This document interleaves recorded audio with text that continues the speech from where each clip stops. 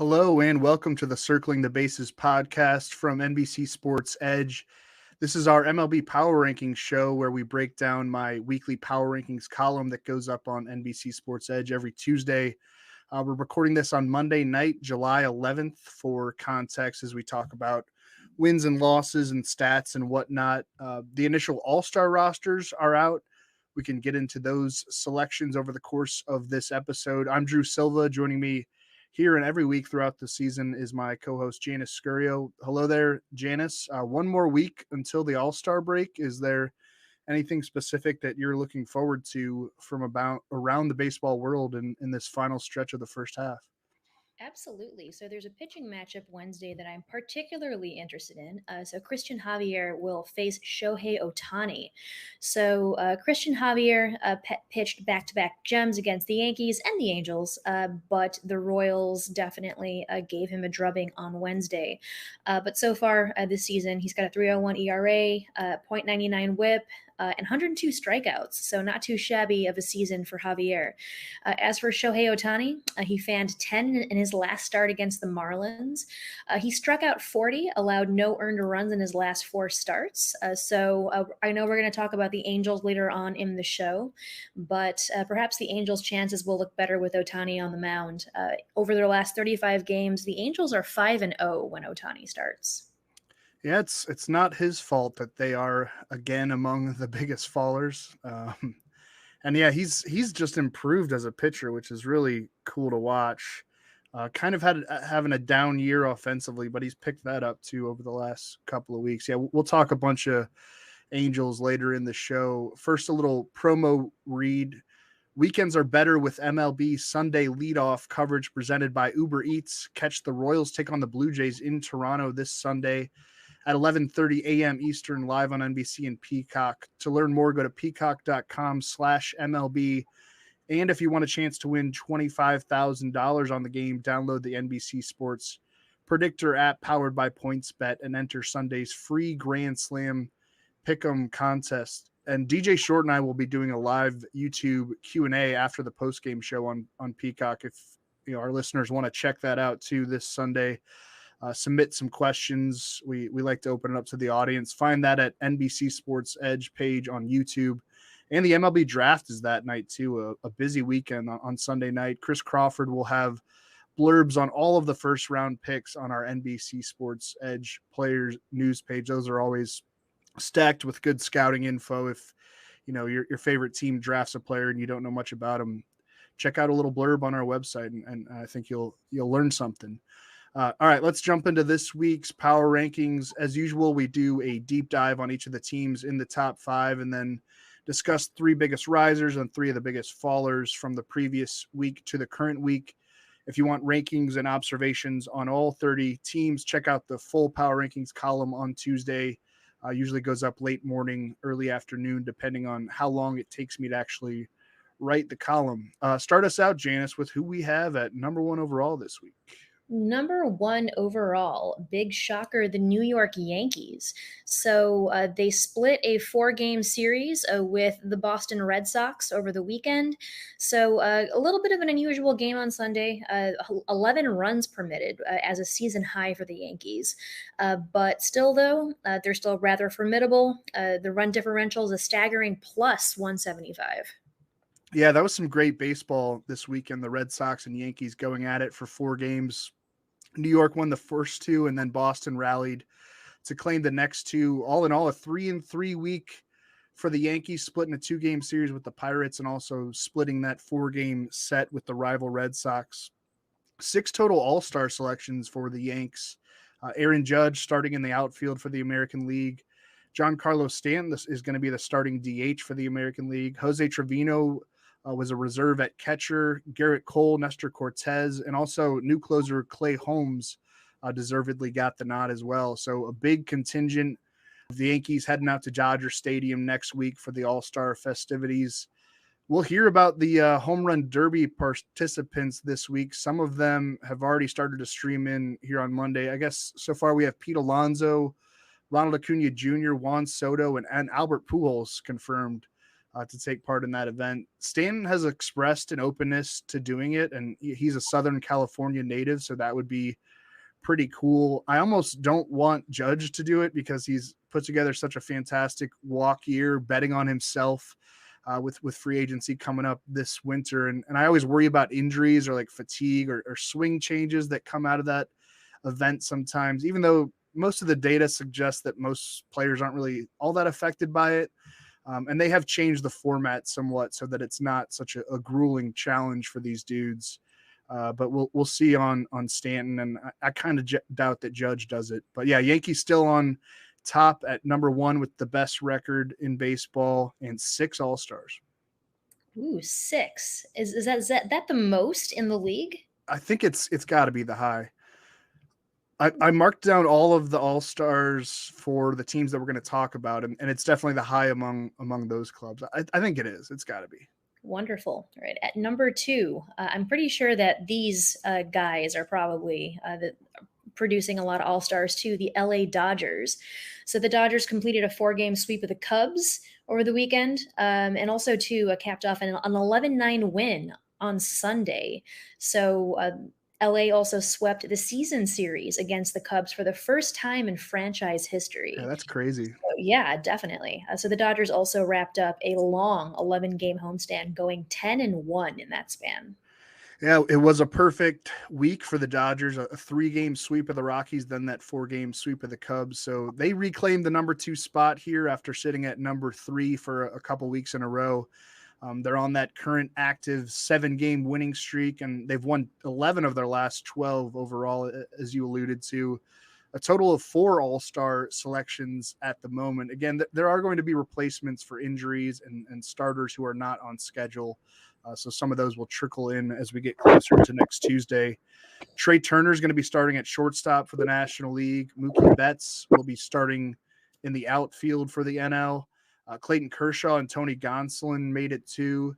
This will be the 9th career All-Star game for Kershaw. And yeah, the Dodgers are hosting the game. So I'm sure that Kershaw will serve as sort of an ambassador for the entire week. The first All-Star nod for Gonsolin, who has gone 11-0 with a 1.62 ERA and a 0.80 whip through 16 starts this season. Gonsolin is climbing into territory that he's never been to in terms of workload. He's at 88 2/3 innings with a previous career high at the MLB level of only 55 2/3 innings. So maybe that becomes a concern in the second half, but as of now, the dude is cruising. He'll make one more start before the break on Wednesday at St. Louis. I might get tickets to that one if it's not too hot out there. This heat wave in the Midwest has been relentless. Pray for my energy bill. I don't think our AC has turned off in like 3 weeks. But yeah, Dodgers up to number 2 this week, jumping over the Astros. I just spoiled our number 3 team. Awesome. Very happy for the Catman making the All-Star team, by the way. Yeah. All right. So number 3, the Houston Astros, as you alluded to. So the Astros, as of right now, have a very cushy 12-game lead in the AL West entering play today. So probably a bit of news. So Yordan Alvarez, perhaps one of the best hitters in the league right now, headed to the 10-day injured list with right hand inflammation. So reports say that he'll probably be back and healthy when the All-Star break is over. But otherwise, it sounds like the Astros are just letting him get some extra rest before the break. Yeah, it's not like the Astros did anything wrong to drop below the Dodgers this week. The Dodgers are just a little bit hotter at the moment. Houston took 3 of 4 from the Royals to begin last week's slate, and then 2 of 3 from the Athletics over the weekend, an 8-2 record so far in July. And they've gone a full month now without losing consecutive games. They lost 3 straight between June 8th and June 11th, but it has been a crazy run of success since then in Houston. A total of 5 All-Star selections for the Astros. Jose Altuve will start at second base for the American League. Kyle Tucker, a reserve outfielder. Yordan Alvarez was going to be a reserve at DH, but as you mentioned, he's on the IL now with that lingering sort of mysterious hand ailment. It sounds like they don't even really know what exactly is going on, which concerns me, but yeah, hopefully he's back right at the start of the second half and can get back to doing what he's been doing. Yeah, and I think Alvarez might have deserved to be the starting DH if he was fully healthy. But the Yankees with Stanton carry a lot of voting power. We don't need to delve too far into the biggest snubs here, but I can identify a few easy ones as this show moves along. Justin Verlander, not a snub. He made it as a starting pitcher. Framber Valdez, too. So, yeah, it's Altuve, Tucker, Verlander, and Valdez heading out to Los Angeles to represent our number 3 team in these rankings. Hopefully there's an update on Alvarez's hand issue at some point later this week or maybe during the break. Absolutely. At number 4, I got the New York Mets. So this week is definitely going to be a very pivotal week for the Mets. So today is going to be the first of 3 games versus the Braves. And the first of 15 games remaining between the two clubs for the rest of the year. And definitely it's going to be a very close match between the 2 teams before the end of the year.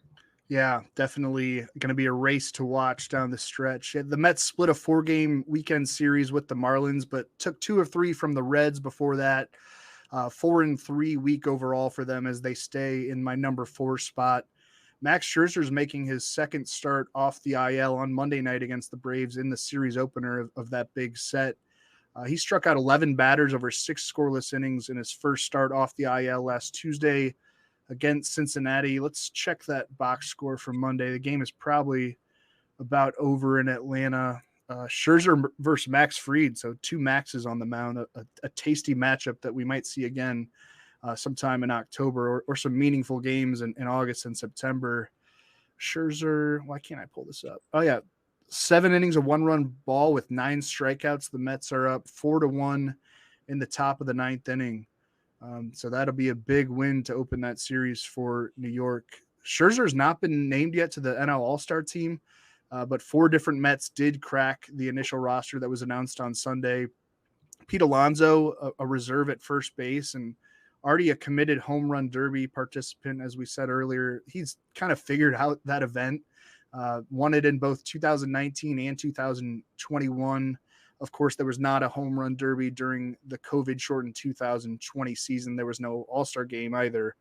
So Alonso is going to be going for the three-peat this year, and it would be pretty hard to bet against him. At one point, Alonso's career earnings from the home run derby were higher than his salary from the Mets, which is always funny. Yeah. Oh my we'll see. Yeah, we'll see how locked in he is now that, he's reached salary arbitration, got a $7.4 million salary this year. So he probably doesn't need the cash as much as he maybe did the first 2 times he was out there. But yeah, he's always fun to watch with that pitching coach. I forget the name of him, but throws the perfect kind of home run derby balls. I think I would probably bet Alonso from the group of sluggers that are in the field right now. Some other Mets all-stars. Jeff McNeil is a reserve at second base. He's had a very nice bounce-back season. Mm-hmm. Starling Marte, a reserve in the outfield, but he is battling a groin injury and might need to be replaced. I think he's avoided the IL for now, but they're kind of taking that day-to-day, and it's going to be a little bit of a lengthy absence for him. So by next Tuesday, we'll see if he's able to go. Edwin Diaz got the nod as a reliever, coming off his NL Reliever of the Month award for June. It's been a heck of a first half in Queens. I know that Jacob Degrom is going to make his 3rd minor league rehab start later this week. So he could be, 1 or 2 steps away. Like, I think right after the break, we could be talking about Degrom slotting into the Mets rotation, which is scary. Degrom and Scherzer have not been in the rotation at the same time yet, obviously. And yeah, that's going to play into how it works out between the Mets and Braves down the stretch. That is going to be one heck of a rotation when that does happen. Yep. Right. At number 5, the Atlanta Braves. So Austin Reilly was named NL Player of the Week this last week. So he hit 448 with 6 runs scored, 3 doubles, 3 home runs, 8 RBI, and an .862 slugging percentage. But otherwise, like you mentioned before, Max Fried pitched 5 innings, gave up 2 runs, and walked 5, which is a bit unusual for Fried. Yeah. Austin Reilly hit a home run in that game. I think the only run so far for the Braves tonight. I was tempted to put the Braves higher. It feels like they're sort of deserving of a rise of some sort, but it's like difficult to crack that top four of Yankees, Dodgers, Astros, and Mets. Like if we're going to tier these teams, those four, Yankees, Dodgers, Astros, Mets, would probably be the first tier, and then maybe a slight drop to the Braves at the top of the second tier. But I mean, hey, they've been knocking on the door to join that first tier. Went 6-1 last week against the Cardinals and Nationals. They've had 29-8 record since the beginning of June. And now comes that big 3-game series against the Mets that we have been talking about at home in Truist Park. It looks like they might drop the first of those 3 games. William Contreras hit his 10th home run of the season last week, which gives the Braves 7 players with double-digit homers before the All-Star break for the first time since the franchise moved to Atlanta in Also 1966. William Contreras as well. Yep. Austin Riley, Marcell Ozuna, Dansby Swanson, Matt Olson, Travis d'Arnaud, and Adam Duvall are the other Braves with a double-digit home run total already. And as you said, yeah, Contreras made his first All-Star team, and he's going to start at DH for the National League in place of the injured Bryce Harper. 5 total All-Star selections for Atlanta. Ronald Acuna Jr. will start in the outfield. d'Arnaud is a reserve at catcher. Dansby Swanson, a reserve at shortstop behind Trey Turner. And then Max Fried will be among the options for the NL on the pitching side. I guess if he doesn't pitch this weekend, he might have to bow out, or he'll go with 10, but maybe not be available for the National League. Acuna, as I said, is in the home run derby too. He broke that news himself on Monday evening. Austin Riley definitely had the resume for an all-star selection too. If they need an injury replacement, he might be on at the top of the list. As you said, just one NL player of the week for July 4th through 10th. But right now, 5 all-stars, and that's a pretty darn good number. It was a tough April and May, but the Braves are again among the very elite teams in all of baseball. All right, that does it for your top 5. Let's go ahead and move on to your big risers of the week. So at number 10, we've got the Philadelphia Phillies. So the Phillies are 46-40 right now, but going into Saturday, they were a season high 7 games over 500. They're 1 game ahead of St. Louis for that 3rd NL wild card. So a little bit of a precipitous rise for this Phillies team. Up into the top 10. I mean, who would have thought when Bryce Harper went down that the Phillies would be able to stay hot? They took 2 of 3 from the Nationals to open last week's slate and are finishing up a 4-game series at St. Louis on Monday night, having won 2 of the first 3. I think that game just ended and the Cardinals won. So a 4-game series split. 24-12 now under interim manager Rob Thompson after starting the season 22-29 under Joe Girardi. Zach Wheeler has been ridiculous. He shut out the Cardinals over 7 innings on Friday and has a 1.53 ERA over his last 13 starts dating back to the end of April. Wheeler somehow did not make the All-Star team. I had to double check that. But yeah, maybe he'll get a late invite. I mean, there are a lot of low ERAs around the league this year because, offense has been down, or at least was over the first couple of months before maybe they changed the baseball again. Who knows? So we'll see. Maybe Wheeler will get in there. His next start comes Wednesday at Toronto, so he would be available to pitch next Tuesday, and I would think maybe he winds up going. Kyle Schwarber made it as a reserve outfielder. He won National League Player of the Month for June.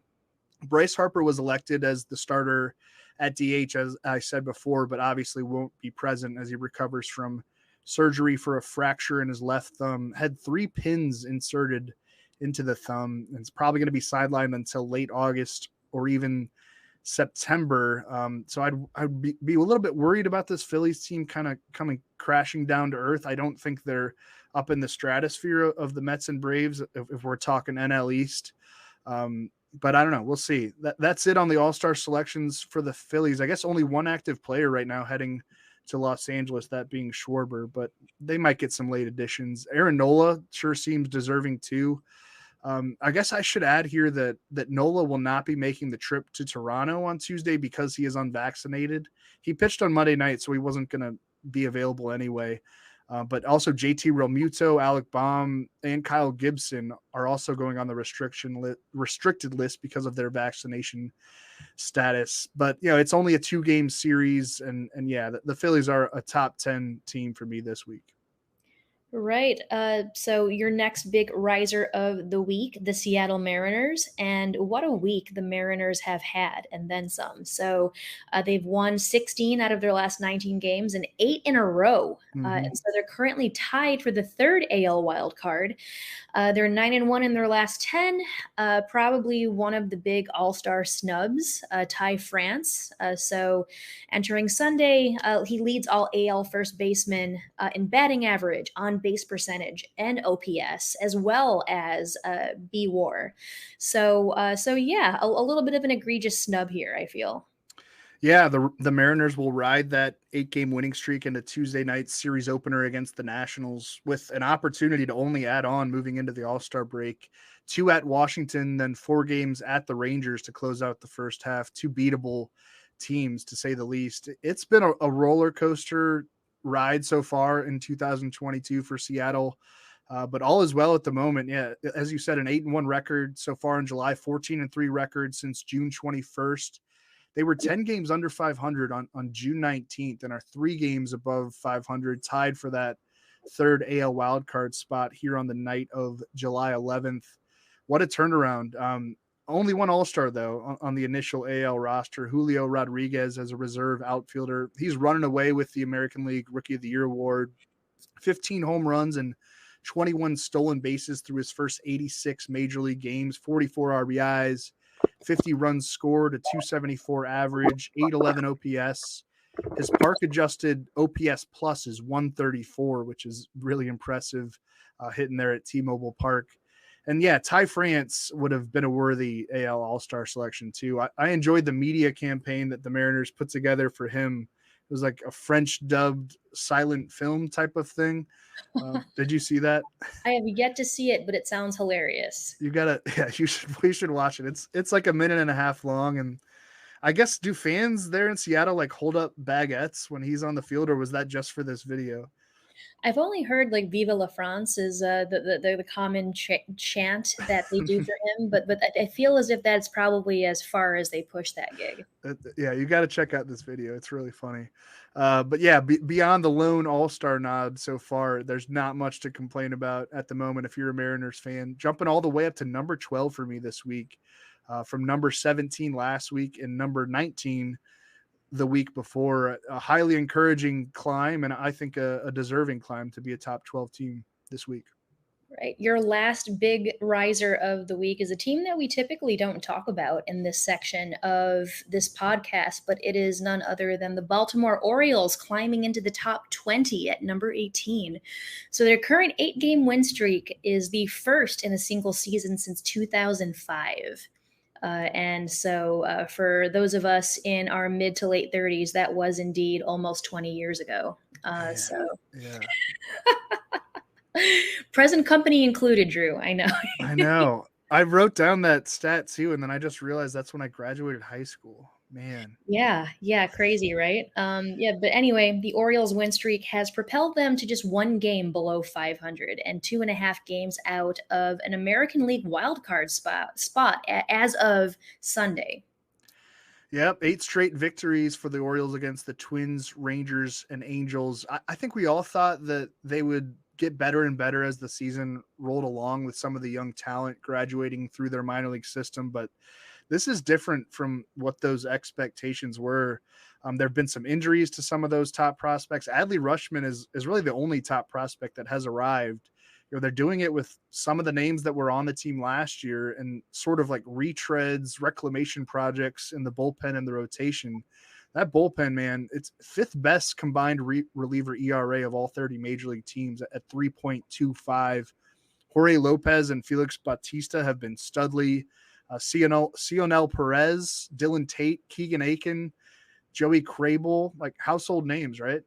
I'm sure a lot of those relievers are going to be traded before August 2nd, and this is still very much a rebuilding project in Baltimore. I doubt that they become sellers all of a sudden, but it'll be nice to further stock the farm system and being able to swing a nice set of youth focused deals with some of these relief pitchers at the very least, and probably Anthony Santander and some players like that who've reached, the middle of their arbitration years. I could see them some dealing, and then like maybe, spend a bit this winter, and we could be talking about a very interesting Orioles roster next spring with what they've done so far this summer.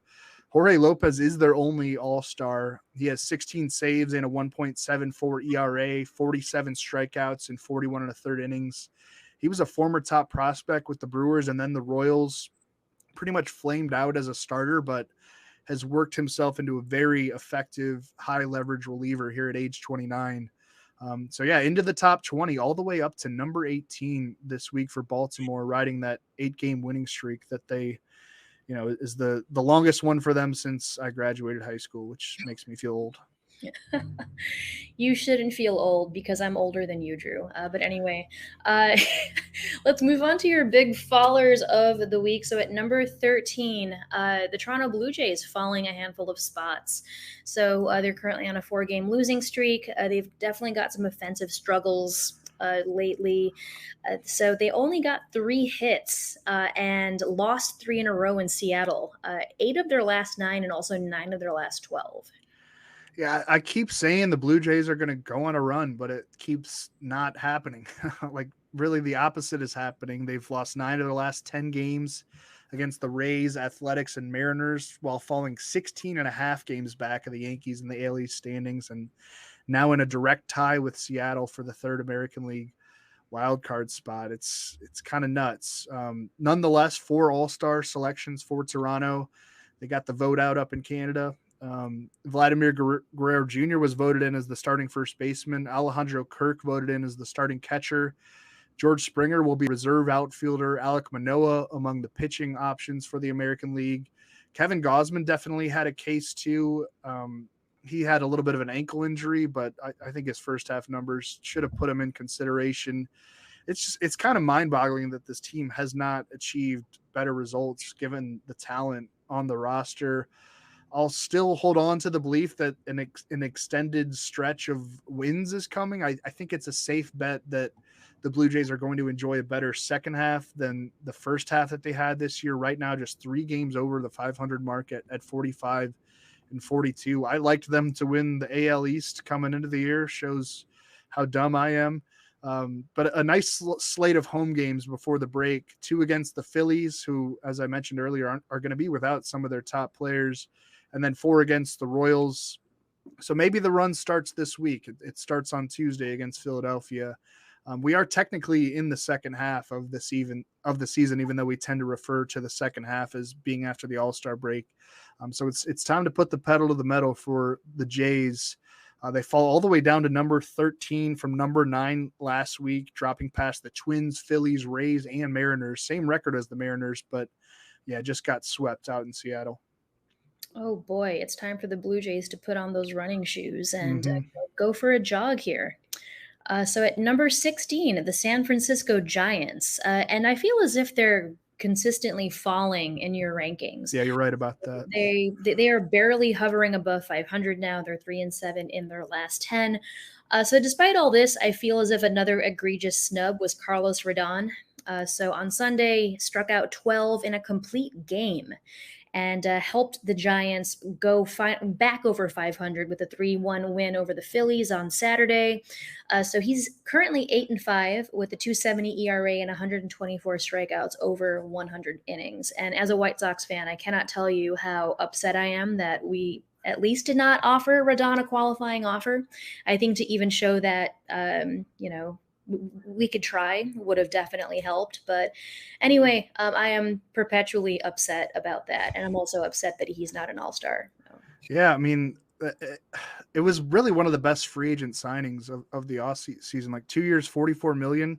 I know that's a lot of average annual value, but most contending big market teams could handle that. And the White Sox certainly could too. Rodon's 11.2 K per 9 is 5th best among all qualified starters, behind only Dylan Cease, Shane McClanahan, Corbin Burns, and Garrett Cole. Yeah. How did Cease not make the All-Star team? That has to be the most egregious snub of all, right?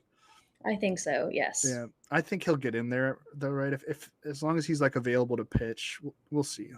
These rosters change as we actually move toward the event.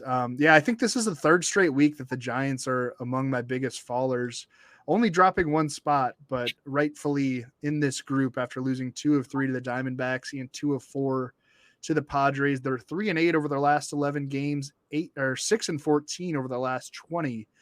Now sitting 12 and a half games behind the Dodgers for first place in the National League West, 2 games back of the third National League wildcard spot. Just not looking good. Only one all-star selection, that being Jock Peterson. He was elected as a starting outfielder.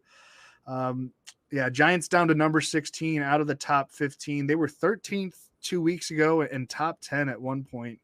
And man, if they want to sell at the trade deadline, that could be something. Like a ton of interesting pitchers and position players that contending clubs would love to be able to pluck from. So we'll see what happens. They need to turn it around, or maybe they will be aggressive sellers come August 2nd. Yeah, trade Carlos back to the White Sox. Preach. At number 20, rounding out your big fallers of the week, are the Los Angeles Angels, whom we spoke about at the opening of the show. So they started the year with a 27-17 record. They have gone 11-32 since. So that is the worst record in the majors dating back to May 16th. So this past week, they were swept in 4 games by the Orioles, and they also went 1-8 on their 9-game trip through Houston, Miami, and Baltimore. Woof. Yeah. 19 games back in the American League West, 7 games behind the third AL wildcard spot with a bunch of teams in front of them. They're closer to the Royals in the AL wildcard standings than they are to the Mariners and Blue Jays, who, again, are tied for that third wildcard at the moment. It's too steep of a hill to climb to the point that you'd have to think a sell-off is coming before the trade deadline. Noah Syndergaard almost definitely gets dealt. Would they listen on like Raisel Iglesias? I don't even know if a team would want to take that on. He signed that 4-year, $58 million contract in November and has been pretty mediocre compared to the last couple of years. I don't know. They'll probably listen on a wide range of players. There have been like small outside rumblings about Mike Trout. I doubt we'll see that. Definitely not Ohtani, even though the Angels are going to have to pay Ohtani at some point. He can reach free agency after the 2023 season. So maybe that's something that fires up this winter. So yeah, I think Trout and Ohtani are probably stuck with this sinking ship. We say it all the time. It's common knowledge by now, but Trout has still yet to be part of a postseason victory. Ohtani obviously hasn't either. It's really a shame for the sport that those guys don't get on a bigger stage with any kind of regularity. They will both be all-stars though. So, soak in that experience. Trout elected as a starting outfielder, Ohtani as the starting DH, and maybe he could pitch an inning as well. No other all-stars for the Angels, and down to number 20 in my rankings and not looking likely to climb very high. All right, that'll do it for this week's Power Rankings show. Thanks for tuning in. Check out the Power Rankings column. It goes up every Tuesday on NBC Sports Edge. Rankings observations on all 30 teams. I'll have more about the all-star selections and some of the biggest snubs in that column. Rate and review the Circling the Bases podcast. We love 5 stars, but any feedback is welcome. Follow us on Twitter. I'm at Drew Silva. Janice is at Scuriosa, and peace out. Thanks for watching. Make sure to hit subscribe for all the latest fantasy and sports betting advice from NBC Sports Edge. And don't forget to sign up for NBC Sports Edge Plus to get the best-in-class draft guides, as well as season-long fantasy, DFS, and sports betting tools that will give you the edge.